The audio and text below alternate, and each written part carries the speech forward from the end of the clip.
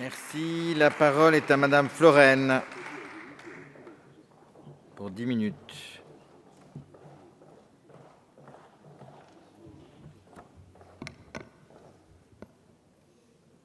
Monsieur le Président, Mesdames les ministres, Madame la rapporteure, mes chers collègues, traiter la question des violences sexuelles et sexistes, les dénoncer et les sanctionner dans tous les espaces et dans toutes leurs incarnations, telle est l'ambition initiale de ce texte.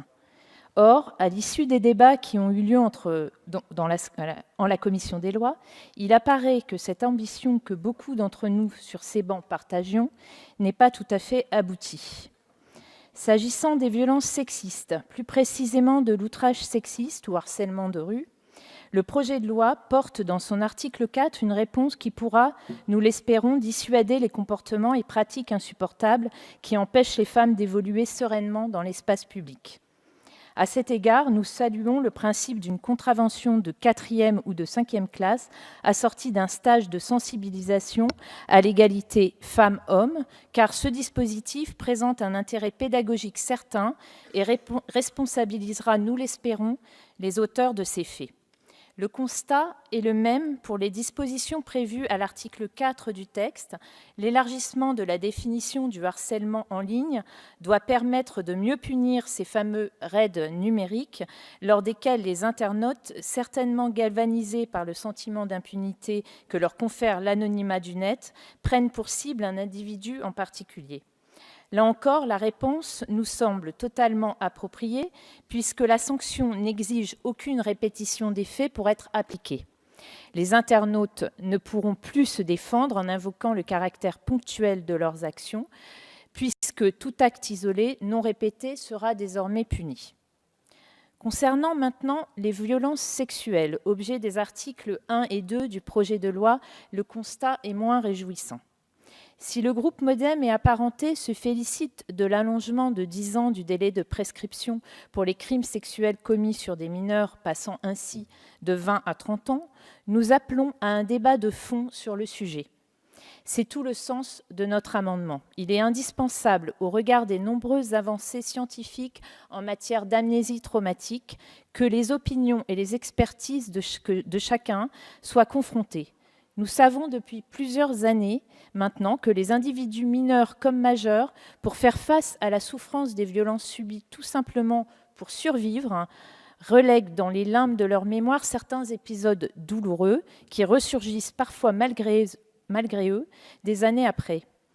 Dans ces conditions, la prise de parole est rendue impossible. Il apparaît donc impensable de ne pas prendre en compte cet élément dans notre approche.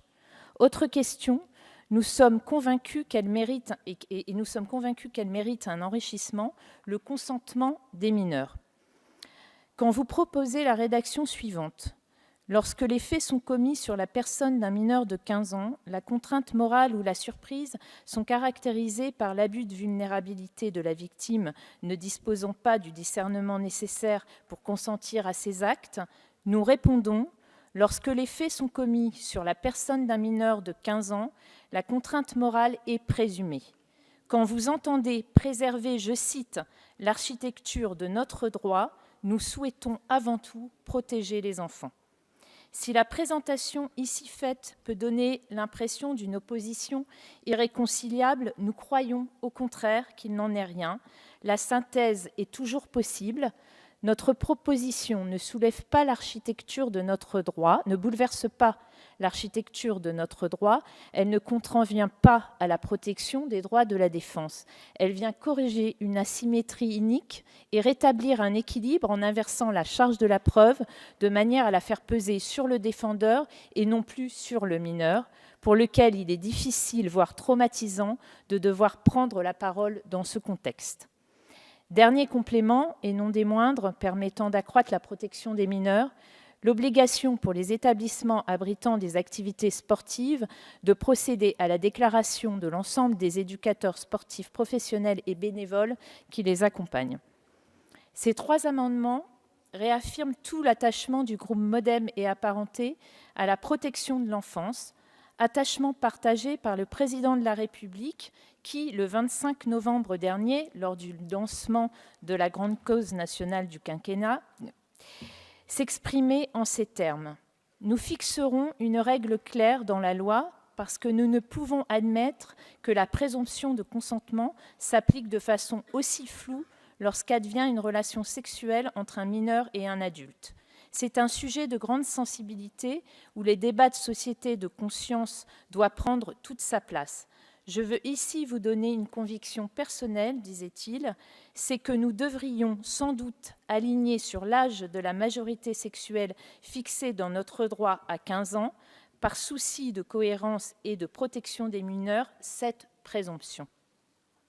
Si le législateur doit absolument se préserver des affres de l'actualité dans son activité, il ne peut malheureusement pas s'en extraire complètement. Surtout quand celle-ci le rattrape régulièrement.